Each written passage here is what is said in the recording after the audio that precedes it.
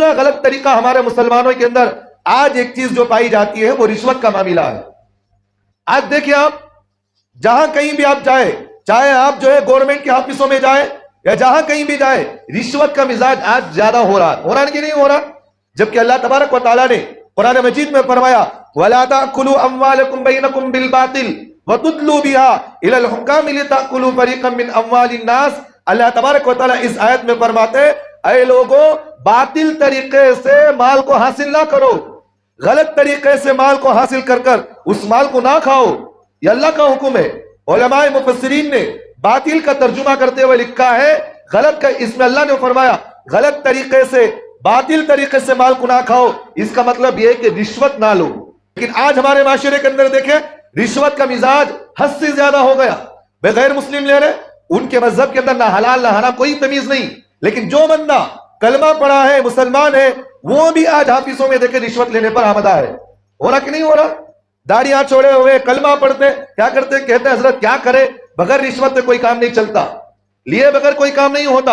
اور اللہ تبارک و تعالیٰ نے قرآن مجید میں یہ بھی فرمایا غلط طریقے سے مال حاصل کرنے والا ایسا ہے جیسا کہ وہ اپنے پیٹ میں جہنم کی آگ کو بھر رہا ہو, جہنم کی آگ کو بھر رہا ہے.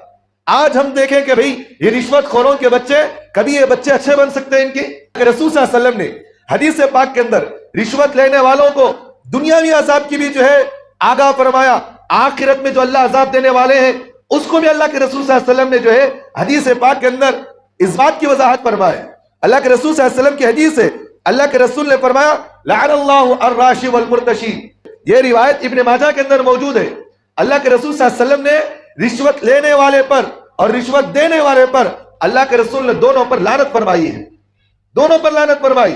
اور اللہ کے رسول کی جو لعنت ہے یہ انسان کو دنیا میں تباہ و برباد کرنے کا ذریعہ ہے, یہ سبب ہے انسان کو.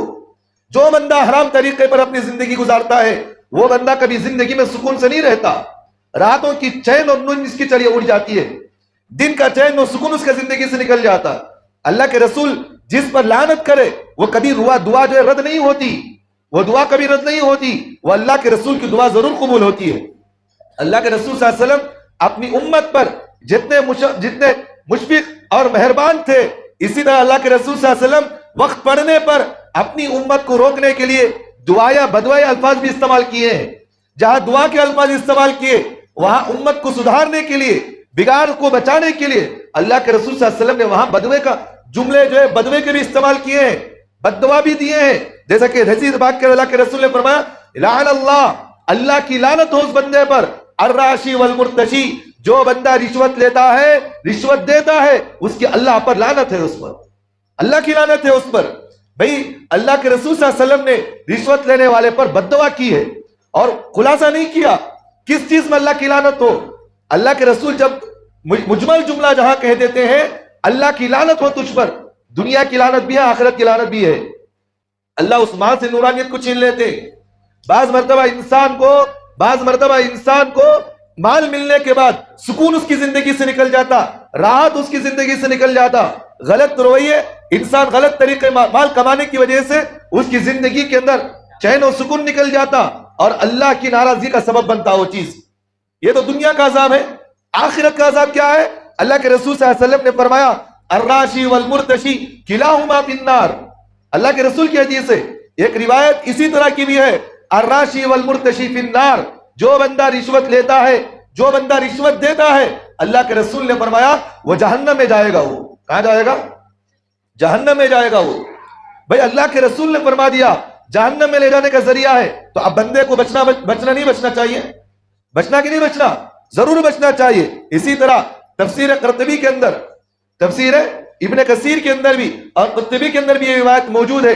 حضرت عبداللہ ابن مسعود رضی اللہ عنہ فرماتے اللہ کے رسول صلی اللہ علیہ وسلم نے فرمایا جو بندہ رشوت لیتا ہے, ایک حدیث ذہن میں رکھنا, جو بندہ رشوت لیتا ہے اللہ کے رسول صلی اللہ علیہ وسلم نے فرمایا ناحق اگر کسی نے کسی کے مال کو غلط طریقے سے حاصل کیا, لوگوں کے مال کو چھینتا ہے اور رشوت لیتا ہے, اللہ کے رسول صلی اللہ علیہ وسلم نے فرمایا قیامت میں اللہ اس کو جہنم میں ڈھک لیں گے اور 500 سال تک وہ جہنم میں گرتا ہوا جائے گا. کتنے سال؟